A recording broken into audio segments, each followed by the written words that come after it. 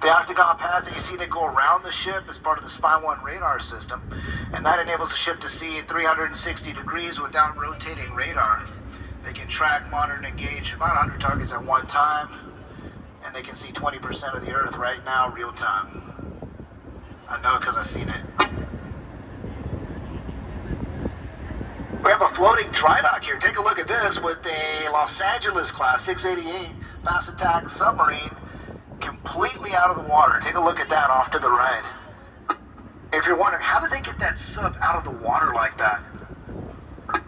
Well, that is a floating dry dock. It has ballast tanks in the sidewalls that they flood with water. It causes that whole structure that you're looking at to sink down into the water, kind of like an elevator. Then they have the tugboats push the ship inside. They blow the water out of the ballast tanks. The whole thing comes up, and the ship sits on those keel blocks. That's how they do it. They cover up the propeller section because they don't want you to see that. Yeah, that's real simple.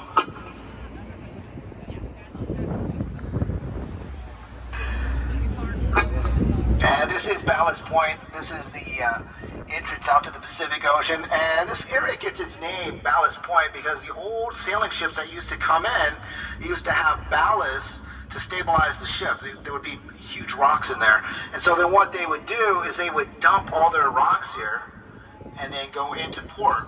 And then they would come back and fill up their ballast tanks again and go out to sea. So that is where they get the name Ballast Point.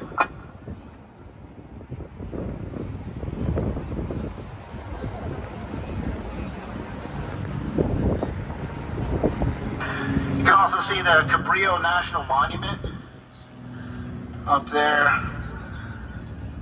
at the top of Point Loma. That is the second most visited national monument. Of course, outside the Statue of Liberty.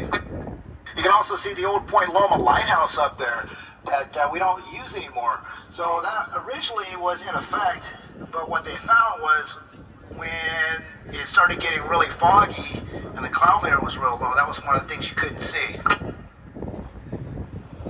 So after they had a few incidents, they moved the lighthouse all the way to the point further down. So as we exit the bay, you'll actually see the new lighthouse.